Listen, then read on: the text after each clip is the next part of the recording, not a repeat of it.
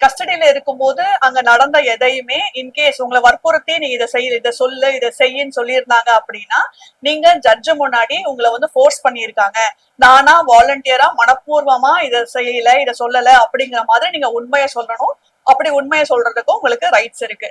In case உங்களை வந்து வற்புறுத்துறாங்க அப்படின்னு நீங்க ஜட்ஜு கிட்ட ஓப்பனா பேசணும். நீங்க பேசினாதான் உங்களுக்கு ரைட்ஸ். முன்னாடி சிஆர்பிசில இருந்த ரூல் என்னன்னா போலீஸ் கஸ்டடி முதல் 15 டேஸ்ல மட்டும்தான் கிடைக்கும்.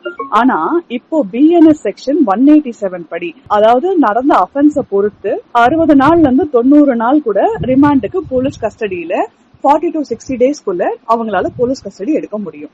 ஒரு அக்யூஸ்ட இல்ல குற்றம் சாட்டப்பட்ட நபரை போலீஸ் கஸ்டடியில இருந்தாலும் அவங்களுக்குன்னு ரைட்ஸ் இருக்கு. அவங்களோட லாயரை கன்சல்ட் பண்ற ரைட்ஸ் அவங்களுக்கு எப்பவுமே உண்டு. அவங்கள கன்சல்ட் பண்ற ரைட்ஸ் மட்டும்தான் இருக்கு. ஆனா முழு விசாரணையின் போதும் அவங்களால எந்த ஹெல்ப்பும் பண்ண முடியாது. அவங்க கிட்ட கன்சல்ட் பண்ணிட்டு என்ன பண்ணணும், என்ன சொல்லணும், என்ன சொல்லக்கூடாது, எப்பவுமே வந்து ரைட் டு ரிமைன் சைலண்ட் அப்படிங்கறது இருக்கு. அது மாதிரி அவங்க போலீஸ் கஸ்டடியில இருக்கும்போது என்ன சொல்லணும், என்ன சொல்லக்கூடாது அப்படிங்கறத ஒரு வழக்கறிஞர் மூலமா அவங்க கேட்டு தெரிஞ்சுக்கிற உரிமை அவங்களுக்கு எப்பவுமே உண்டு.